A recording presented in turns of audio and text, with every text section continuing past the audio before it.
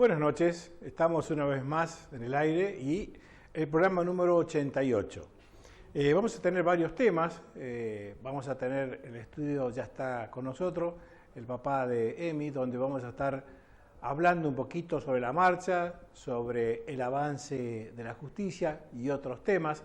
Así que vamos a presentar los temas para esta noche en la voz de Carolina. Buenas noches, Carolina, y contanos los temas para esta noche. Buenas noches, Franny.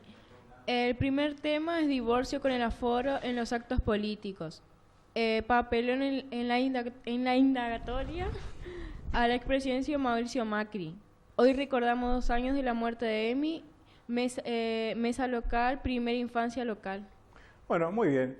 Estos son algunos de los temas que vamos a estar desarrollando en el transcurso de esta noche. Como dijimos recién, como lo mencionó Carolina, hay un divorcio, y lo vamos a ver, entre el aforo y los actos políticos, independientemente de los partidos. Podríamos decir, quizás sin miedo a equivocarnos, que todos los partidos políticos, sobre todo en este momento muy próximo a las elecciones, estos actos masivos dejan de lado este DNU que ha marcado la competencia con respecto al aforo en la cantidad de personas que deben estar en espacios cerrados o abiertos. En el caso del acto que hizo el presidente Fernández a los 11º año del fallecimiento de Néstor Fernández, era en un estadio abierto, pero no había este aforo que se pide para los partidos de fútbol, el 50% en esta cancha, y el distanciamiento, el barbijo en algunos de los casos. Así que no se cumple con el aforo, no se cumple con la norma que él mismo firmó y hace que el resto deba cumplirlo. Por lo tanto, es uno de los elementos que la prensa a nivel nacional marcaba como un hecho contradictorio de los tantos que ya viene acostumbrándonos el presidente entre lo que dice y lo que firma como norma reglamentaria para el movimiento o el desenvolvimiento de aquellos que pretenden realizar actos políticos o eventos deportivos en el caso de los clubes. Sabido es que cuando no se cumple con la reglamentación del aforo, después vienen las multas o la suspensión por determinados días con respecto al estadio. Ahora, ¿habrá alguna sanción para el caso de los partidos políticos que no cumple con esto? Yo no lo sé. Así que, si el señor rector lo dispone, vemos la foto o el video que muestra esto que yo estaba diciendo. Si el señor rector lo dispone, lo vemos. Si no, seguimos. Bueno, allí está. Todos nosotros. Tiene los 11º año del fallecimiento. Se ve allí que no hay barbijo, no hay distanciamiento, si bien es a cielo abierto, pero se ve perfectamente que el aforo en ese lugar no se estaba cumpliendo y el único orador en ese acto fue justamente el presidente, aquel que debió haber dado el ejemplo para que el resto pueda imitar. Y bueno, como se ve, no hay ejemplo. Sí hay una contravención en ese acto por parte de quienes organizaron y quienes permitieron que, bueno, allí está la imagen más clara imposible de un acto que estaba pensado y dirigido a, de alguna manera, orientar, a acomodar la tropa interna en vista a este dispersamiento que hay, esta dispersión que hay en cuanto a los votantes o posibles votantes del Frente de Todos y en específico aquellos que de alguna manera dieron su apoyo en el 19 y que no se ha visto ese porcentaje a nivel de votos en las PASO. Y por lo tanto estos actos tratan de movilizar en ese sentido para, bueno, como se dice en la política, motivar, generar la mística para que más gente puedan ir a votar en ese sentido. Muy bien, dejamos este acto que es del Frente de Todos y ahora llamados Todos para pasar al siguiente acto que tiene que ver con el otro partido político que hoy se realizó en un club, en este caso cerrado, y era el de Manes, el de la Unión Cívica Radical, allí lo vemos a Manes, en el cual también se convocó a una multitud de personas violando el aforo, allí se ven las imágenes, y que esto es en un ambiente cerrado, peor todavía, pero en igual situación se viola esta norma, este DNU, que exige que los eventos, ya sean deportivos, culturales, políticos, respeten esta norma que estaba establecida en este hecho. Por lo tanto, ni unos ni otros, y podríamos seguir con más ejemplos de distintos partidos políticos, pero solamente traigo dos, de un lado y del otro, para que no vean que uno tira solamente para un lado la piedra, en este caso va para los dos lados por igual, y lo que pregonamos es que ante la norma se cumpla y sobre todo quienes tienen que dar el ejemplo. Esto es grave porque se está violando una norma legal, en este caso del DNU. Después ustedes dirán quién genera más controversia, si el presidente o los partidos políticos. En mi opinión, todos. El siguiente tema tiene que ver con lo que sucedió hoy en Dolores, cuando el expresidente Mauricio Macri tiene que ir a prestar declaración ante el juez que lleva la causa, Baba. Es esta la foto que se saca en la municipalidad junto con representantes del PRO a nivel nacional, muchos exfuncionarios del gobierno de Mauricio Macri y también funcionarios de la municipalidad que después de esa foto bajan a la calle y de allí van caminando casi 2 cuadras acompañados por las personas que fueron a hacerle el apoyo, como decimos nosotros, el aguante, y presentándose ante el juez Baba para, bueno, escuchar las acusaciones que estaban previstas por parte del juez ante el acusado, y lo que se decía era que su defensor iba a presentar un escrito y no iba a responder preguntas al juez. ¿Qué pasó? Pasó lo que no debió haber pasado, es que el juez le iba a tomar indagatoria al expresidente, pero para que el expresidente pudiera contar, si es que lo pensaba hacer, algún tema relacionado a la seguridad de inteligencia, debía el actual presidente, es decir, Fernández, delegar o, en algunos casos, permitir relevarlo, dice la palabra correcta, relevarlo de los secretos que le correspondían por ser expresidente y guardarse toda la información que debe tener un presidente en ejercicio. Por tanto, ese trámite no se hizo y rápidamente el abogado de Mauricio Macri se retiraron porque no estaban dadas las condiciones legales para que esto se hiciera. La prensa dice el papelón de Baba. Así que esto es lo que ha sucedido en el transcurso de ayer y hoy en materia de la política que nos está conduciendo hacia el 14N, en el cual todos iremos a votar. Hay mucha más información para dar en este caso, pero como es de público conocimiento, hubo un corte de internet como consecuencia de un trabajo que hizo la municipalidad y cortó parte de la cinta óptica o la cinta óptica y la fibra óptica, perdón, y bueno, un sector nos hemos quedado sin internet y por supuesto toda la información que estaba guardada en la nube, como se dice habitualmente, quedó en la nube, digamos, no la hemos podido actualizar. Bueno, no importa, quedará para la semana que viene mucha información, tenía que ver con la evolución de los precios, el congelamiento, estas medidas que están implementando para controlar los precios, etcétera, etcétera. Todo esto que usted lo escucha por la tele, bueno, lo íbamos a sintetizar en 2 o 3 videitos muy cortitos para ilustrar en lo que anda la política nacional.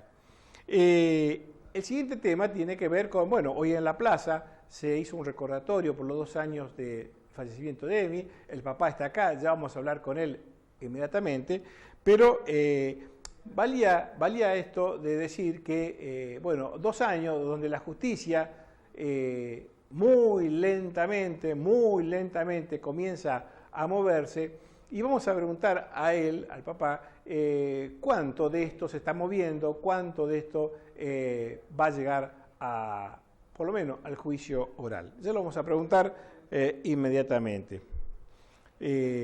Bueno, preguntábamos, ¿no? ¿De qué lado está la justicia? Lo decía el papá en una entrevista que le dio a Hernán hoy por la radio. Muy interesante esa entrevista que le dio en la radio y que algunas de estas preguntas yo las anoté para reflexionar después con él, en principio con ustedes, acerca de qué lado está la justicia, si de la víctima o del victimario. Pareciera, lo ponemos en potencial, que descuida mucho a la víctima y aparentemente estaría más pensando en el victimario. Los derechos humanos para uno sí y para otro veremos cuando llegan, ¿no es cierto? ¿A quién defiende la justicia? ¿Si defiende a las víctimas o defiende al victimario, ¿no? ¿Y para qué está la justicia? Bueno, son preguntas que uno se hace, que muchas veces lo hacemos en voz alta, pero que del otro lado, del lado donde debería venir la respuesta, que es no de lo que te dice el fiscal, no de lo que te dice el juez, sino de los dictámenes, de las sentencias, que es lo que importa, si es inocente o es culpable. Desde ese lugar, cuando la justicia habla a través de la sentencia, es donde uno puede encontrar el alivio o la persignación, decir, bueno, no salió como yo quería, pero digamos, las instancias, hay otras instancias para seguir apelando, si es que no me conforma lo que la justicia decide. Ahora, cuando la justicia habla a través de los canales de comunicación, a través de un micrófono, a mí me hace mucho ruido porque uno ve la incapacidad que tienen para resolver en sentido de dictar sentencia. Así que son temas que están apareciendo, son temas que llevan su tiempo y que en el caso de Emi vamos a hablarlo con el papá y que nos cuente acerca de esto. El siguiente tema tiene que ver con una reunión que se realizó ayer, el día 27, en la Casa del Bicentenario, donde se armó la mesa local, allí está, la mesa local de primera infancia.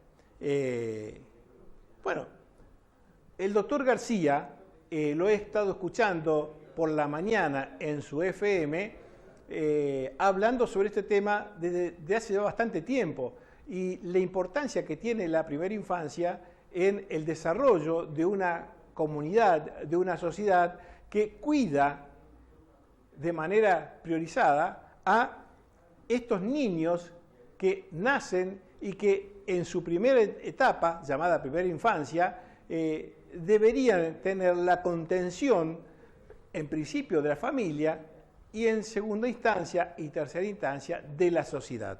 Entonces, mirando un poquito lo que decía la página de la municipalidad en el día de hoy, ¿qué es lo que relata con respecto a este hecho que ocurrió ayer?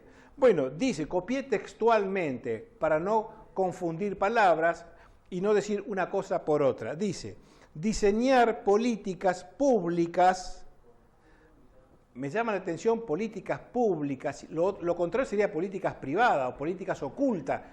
Hay una redundancia, si sos parte de la municipalidad o parte de un organismo, todo lo que hagas son políticas públicas, así que me parece allí una redundancia conceptual. Coherente y eficiente, que lo anterior era incoherente y poco eficiente, me pregunto, porque si colocan esto, significa que hay una revisión de lo que se hizo antes, si es que antes se hizo algo. Bueno, allí hay un gran signo de pregunta con respecto a qué se hizo antes con respecto a esto. ¿Ante cuánto? Y, en principio, 2 años, porque el intendente ya viene gobernando la municipalidad desde hace 2 años. Y la gestión anterior de Nene Moreno, 4 más 4, después viene Viano, 4 más 4, es decir, ya vienen con una carga importantísima en antigüedad con respecto a, ya se debería haber estado trabajando en este tema, porque no es de ahora la problemática, es una problemática que viene desde hace muchísimo tiempo, por lo menos así lo vemos nosotros. Dice, diseñar políticas públicas coherentes y eficientes con territorialidad para elaborar un diagnóstico. Entonces, la pregunta es, ¿el diagnóstico se hace previo para luego, con el diagnóstico, diseñar políticas públicas? Es al revés la cosa, por lo menos yo lo entiendo así. Primero vos tenés un diagnóstico de la situación y en base a ese diagnóstico es que empezás a elaborar políticas públicas para dar solución a esas deficiencias que encontrás en esa franja etaria de la población que es de los 1 a los 5 años. Entonces, me parece que se equivocan en esta redacción en cuanto a cómo escriben la información desde el municipio. ¿Quién estaba allí? A ver, ¿quién estaba? ¿Quién participaron? Secretaría de Desarrollo Social, la señora Vargas, acompañada del subsecretario de Juventudes y Familia. Así lo escribieron ellos. Responsable del CONAF, hospital local, agente sanitario del SIC, equipo ANAF, minoridad y familia, coordinadores de comedores escolares, registro civil. ¿Quién fue el del registro civil? ¿Hay alguien? Porque venimos escuchando a través de los medios, a través de la radio de Hernán, del programa de Hernán, y los comentarios que nos llegan a nosotros, que no atiende nadie. Pero bueno, quizás haya alguien ahora. Directora de radio de nivel inicial. Muy bien. Así que todas estas personas que ustedes las están viendo allí y no tienen barbijo, hay un distanciamiento, bueno, no nos detengamos en ese tema. Estarían diseñando políticas públicas en base al diagnóstico. Muy bien. Mirando un poquito este tema, yo traje, si el señor editor lo dispone, y acá está. Yo traje, para mostrarlo, lo que era la plataforma de Nicolás Palazzotti, en el cual nosotros, y él específicamente, se preparó para este tema antes del momento de la campaña, en el momento de que había que presentar lo que se llamaba la plataforma electoral, y lo hizo, y lo hicimos quienes lo acompañamos a Nico, en un diagrama o organigrama municipal que se llama habitualmente, donde estaba explicitada las áreas en las cuales la municipalidad se iba a constituir: gobierno de Hacienda, desarrollo social, producción y trabajo, planificación y modernización, obra y servicios públicos, todas esas. Y una en especial que era Subsecretaría de Salud, Primera Infancia, Promotores Comunitarios de Salud, Municipalidad y Bromatología. Solamente algunas acciones que tenían que ver con la primera infancia. ¿Cuál es el rango etario de la primera infancia? Bueno, de los 0 a los 12, del 1 a los 3 y de los 3 a los 5. 3 grandes franjas etarias se había programado en esta plataforma para poder abordar desde esos lugares todo lo que tenía que ver con estas situaciones que se planteaban como una emergente a atender y que se había detectado, principalmente Nico, por esa afinidad que tenía hacia los niños y esa preocupación que había en cómo de alguna manera solucionar algunos problemas que se estaban observando de las recorridas, de la territorialidad que se generaba como consecuencia de la campaña que se estaba llevando adelante. Algunas cosas, solamente leo 2 o 3 ideas para ver el marco en el que, porque cuando uno llega a la municipalidad, cuando uno llega a querer ser candidato de algo, se tiene que preparar. Y para prepararse tiene que estudiar y ver la realidad en la cual uno va a ejercer esas acciones de gobierno. Y es lo que hacía Nicolás y es lo que hacía el equipo que lo acompañaba a Nico. Entonces, algunas cosas, solamente 4 o 5 pinceladas para ver si cuando nosotros podamos leer lo que esta mesa local de primera infancia elabore como políticas públicas producto del diagnóstico, hay que ver qué diagnosticaron. Bueno, ya vamos a ver cuando lo publiquen qué diagnosticaron. Pero algunas cosas voy a decir. Por ejemplo, Nico pensaba en una ficha médica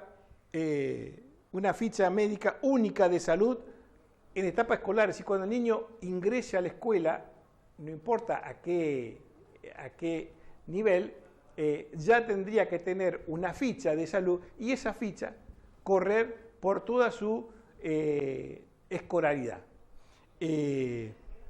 Políticas de integración, el acompañamiento a aquellas situaciones que se vean vulnerables como consecuencia muchas veces de la falta de trabajo de los padres o problemas de salud que acompañan algún desarrollo no madurativo, etcétera, etcétera, etcétera. Estrategias de acompañamiento a través de diversos organismos y, por supuesto, un enfoque multidisciplinario formado por psicomotrices, psicopedagogos, nutricionistas, trabajadores sociales, profesores de nivel, etcétera, etcétera. Es decir, un enfoque en el cual no la política, sino los expertos, los especialistas que estén trabajando en el tema. ¿Qué observo yo acá? Mucha politiquería. No hablo politiquería en el mal sentido, sino mucha política, pero poco conocimiento de lo que hay que abordar. Entonces, quizás un aporte debería ser enfocarse en estos equipos interdisciplinarios de profesionales que tengan este abordaje desde la ciencia para poder solucionar estos temas que le preocupa a esta mesa. Bueno.